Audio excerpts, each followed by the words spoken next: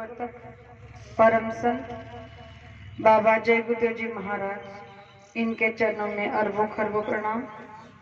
ईश्वर भगवान और उनकी दृश्य अदृश्य शक्तियों को कोटि कोटि प्रणाम। साथ ही साथ यहाँ पर उपस्थित मऊ गांव के सभी ग्रामस्थ माता पिता भाई बहनों को, बच्चे और बच्चियों को बड़े प्रेम के साथ जय गुरुदेव। साथ ही साथ दूर दराज से आए हुए हमारे ग्वालियर और जिले से प्रांत से संगत से आए हुए सभी माता पिता भाई बहनों को बड़े प्रेम के साथ जय गुरुदेव। हम आप बड़े परम सौभाग्यशाली है कि हम लोगों को इस कलयुग में मनुष्य का शरीर मिला है।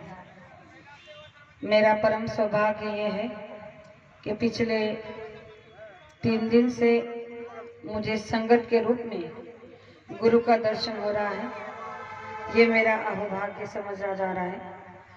हम लोग महाराष्ट्र जलगांव से हैं, तो 2 दिन पहले यानी 1 जनवरी से 3 जनवरी तक आपके पास में ग्वालियर के जो हमारे गुरु भाई है सुरेश राजपूत जी, इन्होंने अपने पारोली गांव में 3 दिवसीय सत्संग समारोह का बहुत बड़ा आयोजन किया था।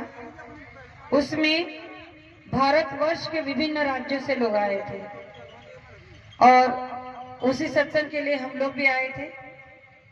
तो मैं आप सभी से एक बात कहना चाहूंगी कि ये प्रोग्राम वो हर साल अपने गांव पारोली में करते हैं।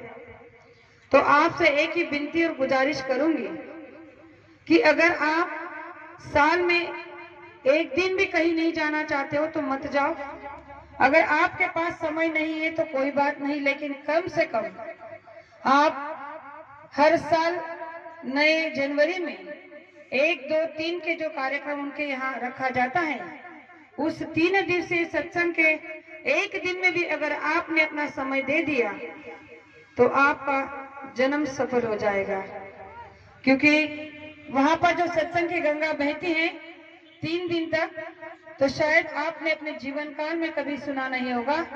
ऐसे अमृत वचन को वहां सुनाया जाता है। गुरु महाराज की अपरंपार दया वहां बरसती रहती है। 3 दिनों तक पूरे प्रेमियों को गांव समेत भंडारा भोजन कराया जाता है। हर तरह की व्यवस्था सुविधा वहां दी जाती है। तो मैं तो इस परिसर का भाग्य समझूंगी कि वहां जो भी जाता है और उस सत्संग का लाभ उठाता है वो अपने आप को सौभाग्यशाली कहलाता है। इसीलिए हम लोग भी इतने दूर से उसी कार्यक्रम में सहभाग लेने आते हैं और आप सभी का दर्शन स्पर्शन करने आते हैं।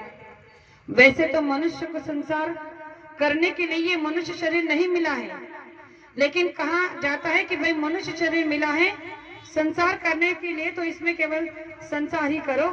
परमार्थ का क्या है, हम जब समय मिलेगा, बुढ़ापा आएगा, तब संसार कर लेंगे। तो प्रेमियों, बुढ़ापा तब कौन जिएगा कौन नहीं, इसकी किसी को कोई गारंटी नहीं, क्योंकि ये मृत्यु लोग हैं और यहाँ पे न जन्मना हमारे मर्जी से है, ना ही मरना। तो इसीलिए संत महात्मा कहते हैं कि जब आपको मनुष्य शरीर मिला है तो इसमें जीते जी परमात्मा का दर्शन कर लेना ही एक सच्चे मानव की पहचान है। प्रेमियों, आप कह रहे होंगे कि आज तक जो लोग खा रहे हैं, पी रहे हैं, बड़े मौज मस्ती से जी रहे हैं, उनको तो कभी कोई दुख तकलीफ नहीं हुई। उनके यहाँ तो बड़ा सुख सुविधा, बड़ा पैसा, चैन, अमन। लेकिन प्रेमियों, ये आपको जो दिख रहा है ये बाहर का सुख है। ये केवल बाहर के जो आंखों से आप देख रहे हैं ये चकाचौंध, ये केवल कुछ चंद दिनों का ये है। लेकिन जब तक आपका पुण्य होगा तब तक आपको ये सुख मिलेगा। लेकिन जैसे आपका पुण्य खत्म हो जाएगा आपको फिर से नरक में डाल दिया जाएगा। नरक की व्याख्या तो आपने अभी अभी सुनी कि कितनी भयानक है। तो गुरु महाराज ने कहा कि आप कर्म ऐसे करो कि आपके जीते जी भी और मरने की बात भी संभाल की जाए।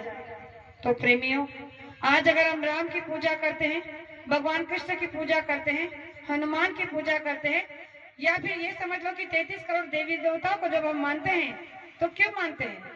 क्योंकि उन्होंने कर्म ही ऐसे किए और इसीलिए आज सदियों तक, युगों तक उनको पूजा जा रहा है।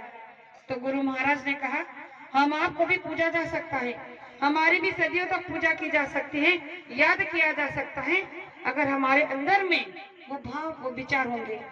और वो भाव, वो विचार तभी बनेंगे जब हमारे अंदर सात्विकता होगी, शुद्धता होगी, पवित्रता होगी। जब हमारे शरीर को काट दिया जाता है, जलाया जाता है, या किसी प्रकार के कोई जख्म फोड़ा हो जाता है, तो कितना दर्द महसूस होता है, कितनी तड़प हमें होती है, कितना दुख हमें होता है। तो गुरु महाराज ने कहा जिन बेजुबान जानवरों को आप बेरहमी से काट और मार रहे हो, कभी उनके बारे में सोचा है कि उन्हें कितना दर्द होता है, उन्हें कितनी तकलीफ होती है। और इसीलिए संतों ने कहा है कि मत मारो गरीब को, अरे मत मारो गरीब को, गरीब बेचारा रो देगा, जब सुनेगा उसका वाली तो तुम्हें जड़मूल से उखाड़ कर खो देगा। जो लोग मांसाहार का सेवन कर रहे हैं, उन्हें ये भय नहीं है कि एक दिन जिनको वो मार कर काट कर खा रहे हैं, उनकी बद्दुआ लगेगी, और जब वो ऊपर वाला उनकी हाय को सुनेगा तो इनकी अच्छी हस्ती खासी जिंदगी को, इनकी हस्ती को उखाड़ कर मिटा देगा। क्योंकि उन बेजुबान जानवरों के जो आंखों से आंसू निकलते हैं, उनकी हाथ जब निकलती हैं तो ऊपर तक पहुंच जाती हैं, और ऊपर वाला हमारे अच्छे खासे जिंदगी को नरक बना देता है। इसलिए गुरु महाराज ने कहा कि उस नरक से बचना चाहते हो